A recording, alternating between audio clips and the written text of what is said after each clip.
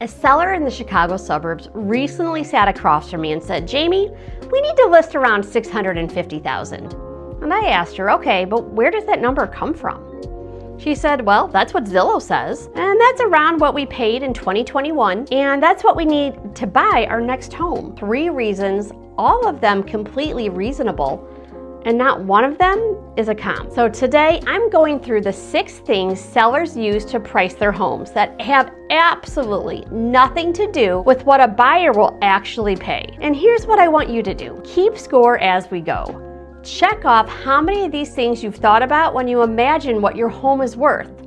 Because if even one of them is on your list, that's worth sticking around for. I'm Jamie Herring. I work with buyers and sellers all over the Chicago suburbs, Lake County, McHenry County, Libertyville, Grayslake, even southern Wisconsin, and beyond. And this video could save you from one of the most expensive mistakes sellers make in today's market. Let's get into it. Before we talk about what's not a comp, let's quickly define what one actually is. A true comparable sale, a comp, is a recently sold home. It's close to yours geographically. It's similar in size, age, condition, and layout, and it's sold in the current market. That last part, current market, matters more right now than it has in years past. Because the Chicago suburban market in 2021, that was different. That was the unicorn years. The market at 2.5 interest rates, also different. Today's market with higher interest rates, a bit more cautious buyers, rising insurance costs, and property tax pressure, welcome to Illinois, is completely different. When I price a home, I'm not asking what buyers would have paid 2 years ago or 4 years ago. I'm asking what buyers are actually choosing right now, today, when they have options in front of them. That's the only number that matters. So let's go through the 6 things that aren't it. Number 1, the Zestimate. I know, but stay with me. Your Zestimate is not an appraisal. It's not a market analysis, and it's definitely not a buyer making a decision. It's an algorithm, and algorithms don't walk through your home. They don't know if your kitchen was just remodeled with quartzite or quartz counters and custom cabinetry. They don't know if your basement smells musty or if your basement is finished. They don't know if your backyard backs to a major highway or a park or a pond. They don't know any of that. It's just math. And I've seen Zestimates in the Chicago suburbs be off by $20,000 to $50,000. And in neighborhoods where homes vary dramatically in updates and condition, it could be off $100,000. Here's a real world example. 2 homes, same floor plan, same subdivision in Grayslake. One has white shaker cabinets, quartz counters, updated bathrooms, hardwood floor throughout. The other has beautiful original golden oak cabinets, maybe laminate or very older granite. Bathrooms are from 2002 original carpet. Zillow may group them together and buyers will absolutely not. The Zestimate is the starting point for curiosity. It's not a pricing strategy.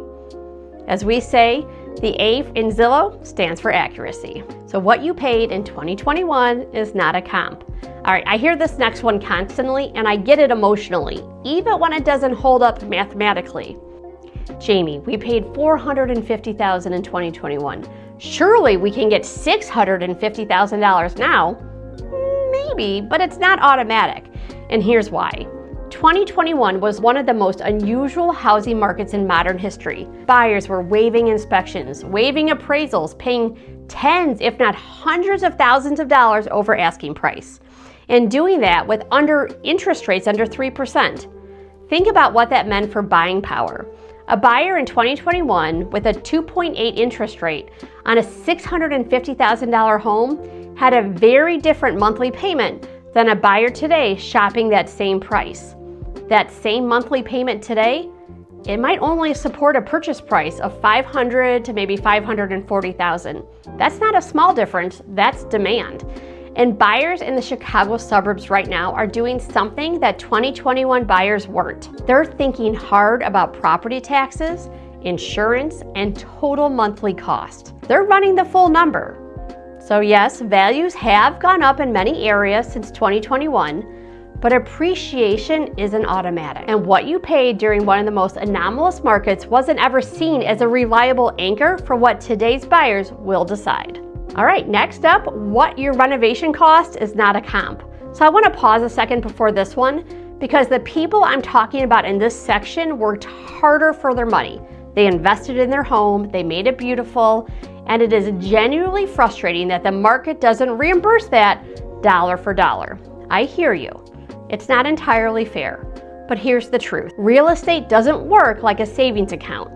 Money in does not automatically equal money out. Some renovations absolutely add value. A beautifully updated kitchen, huge. Fresh paint and new flooring throughout, massive impact on how fast it sells and for how much. But other upgrades, even expensive ones, mainly help marketability, or they reflect your personal taste that the next buyer may not share. A high-end steam shower? Maybe. Elaborate landscaping with custom lighting and a water feature? Depends heavily on the buyer. Custom built-ins in every room? Some buyers love it, and some see it as a staging project. And in the Chicago suburbs specifically, I regularly see sellers overestimating the return on pools, luxury outdoor kitchens, and high-tech upgrades. Here's the rule of thumb I use. The market pays for what buyers perceive as valuable, not what you spent, not what it costs to build, not what the contractor charged. What that specific buyer in today's market decides it's worth to them. Pricing based on renovation cost instead of buyer perception, that's where sellers start fighting the market instead of working with it. What you need to net is definitely not a comp. So we're more than halfway through the list, and honestly, this next one causes the most tensions between sellers and their agents because it feels like it should matter. And I understand why. Maybe you need $100,000 for a down payment on your next home. Maybe you need to pay off debt. Maybe you're relocating and the numbers have to work out a certain way to make it possible. Those are real needs and they matter to you. But buyers don't see them. They don't calculate their offer based on your financial goals. They calculate based on competing inventory, their monthly payment, the condition of the home, the location, and what else they could buy for the same amount of money. This comes up a lot when sellers are moving up, especially into new construction. Here's a common scenario I see in Lake and Cook counties. A family is buying new construction, let's say in Hawthorn Woods or Long Grove, for maybe $750,000, $800,000. So they naturally start thinking about our current house should be able to sell for at least that high, right? But those two are completely different products. The new construction home has brand new everything. Lower maintenance, open concept, today's layouts that buyers love. It's usually energy efficient, builder warranties, 10-foot ceilings, maybe a deep pour basement. Their current home might be 25 years old, needs new windows, has original bathrooms, lower ceilings, and backs to a busy road. Buyers compare homes based on value, not based on what sellers are trying to accomplish financially. And pricing about what you need rather than what buyers will pay, that's how homes end up sitting. Next one, your friend's house across town is not a comp. All right, I love this one because I hear this a lot. My friend sold for $720,000. Great, amazing. I am so genuinely happy for your friend. But where was it? What street? What school district? Did it back to water or did it back to a parking lot? Was the basement finished? Was it updated in the last 5 years? Was it on a cul-de-sac? Because in the Chicago suburbs, those details aren't footnotes. They are the ballgame. A Libertyville home is not automatically comparable to a Grayslake home. A Gurney home is not automatically comparable to Vernon Hill. These are different price points, different school districts, and completely different buyer pools. And even inside the same subdivision, same street, even the same builder, maybe even the same floor plan, the differences matter enormously. Cul-de-sac versus through street, pond view versus backing to another home, finished basement versus unfinished, updated kitchen versus original. This is why pricing strategy has to be hyper-local. Not, my cousin got this, or my neighbor thinks theirs is worth that. What are buyers actually choosing right now in your zip code, your subdivision, your price range when they have options?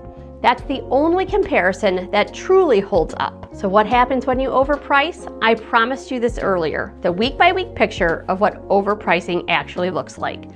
But here's the thing a lot of sellers believe. I'll just price it high and I want to have room to negotiate. That used to work in a different market, maybe like 10 years ago. In today's Chicago suburban market, that strategy will backfire. Here's why. Week 1, the home hits the market. There's excitement. There are lots of showings. There's curiosity. Maybe you have an open house. But buyers today are sophisticated. They are watching the real estate market on their phones. They know what's sold, and they know if something feels overpriced. They just don't necessarily say so. They just wait. Week 2 and week 3 goes by. Showings start to slow down. The listing starts to feel stale. Agents who showed it once don't reprioritize it for their new clients, and the home develops a reputation. Week 4 and beyond, now we're starting to chase buyers. Please come back, please come back. The price reduction comes. Now buyers are asking, well, what's wrong with it? Why did it sit? The seller ends up negotiating from a much weaker position if they priced it correctly from day 1. I have seen sellers net less money after a price reduction than they would have if they just listed it at the right number originally, because the momentum from a well-priced launch is genuinely valuable. Buyers compete, timelines compress, terms get better. Properly priced homes in the Chicago suburbs right now, homes that show well, are staged, have professional photography, have a marketing plan, and hit the market at the right number, they are flying off the shelves, and a lot of them are getting multiple offers. But overpriced homes are sitting, and the longer they sit, the harder it gets. I want to tell you a real life story of what just happened. I had a home to price, all right? So I looked at all the comps. We had an outlier that was very high in that neighborhood, but the majority of the homes were $500,000 or less. But they did the updates. We had them update quite all the lights and some of the bathroom fixtures. It looked great. So I studied the numbers. I really studied the numbers, and I came up with a price, $529,900. Just a scooch below where I think it would sell, but we wanted to have as many buyers come in as possible. All right, we listed the house. I did a great viral video. We had a ton of feedback and a ton of showings through the house. And here's where it ended up. 6 offers. They competed against each other. They received a cash offer around $30,000 over the asking price, the closing date they wanted, and it was perfect. And had I priced this house, let's say at $550,000, I bet we would not have gotten that high of an offer. So here's the scorecard, the 6 things that are not comps. Your Zestimate, what you paid in 2021, what your renovations cost, what you need to net, what your friend sold for, and what you're buying next. None of those things are what buyers use to make decisions, and none of them should be what you use to set your price. The market cares about one thing, comparable sales. Recently sold, nearby, similar homes in today's conditions. And here's what I want to say before I go. A great agent's job isn't to give you the highest number. Don't be fooled. Agents will do that to buy the listing. An agent needs to give you the right number, the one that actually produces the best result, fastest timeline, strongest terms, and the most money in your pocket. Those are 2 very different things, and they don't always come from the same list price.